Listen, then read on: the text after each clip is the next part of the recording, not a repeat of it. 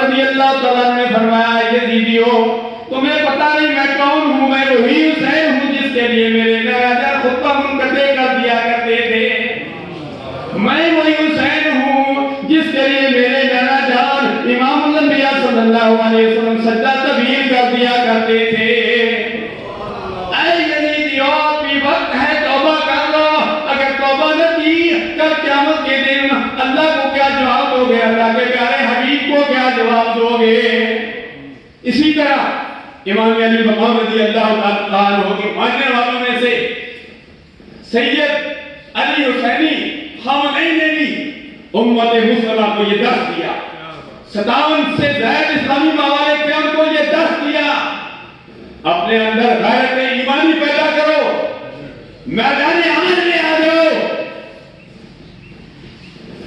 अल्हम्दुलिल्लाह मैं किस मुल्क का जिक्र करूं? हर एक ने अपने अपने हिसाब से हिस्सा डाला है। वो भी 3 किस्में हिस्सा डालने की। आखिरी हिस्सा डालने की ये कि दिल में तो बुरा जाने ना, दिल में तो बुरा जाने की जो इसराइल कर रहा है वो हम कर रहा है। हर एक अपना अपना हिस्सा ताकि अमालो बिन दिया।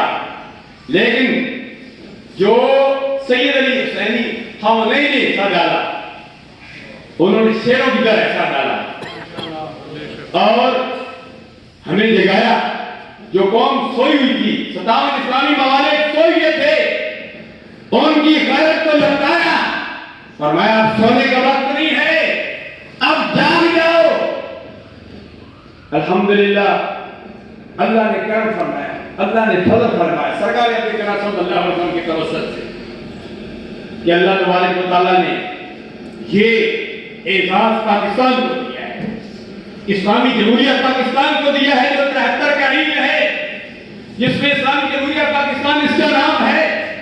इमाम शाह दुरानी अलैहि रहमत सैयद उलमाए किराम जुल्फ़िकार अली भुट्टो साहब उस वक्त जो असेंबली में बयान थे, उनका किरदार था ये पाकिस्तान इस्लाम के नाम पर बना और इस्लामी जमहूरियत पाकिस्तान इसका नाम रखा गया।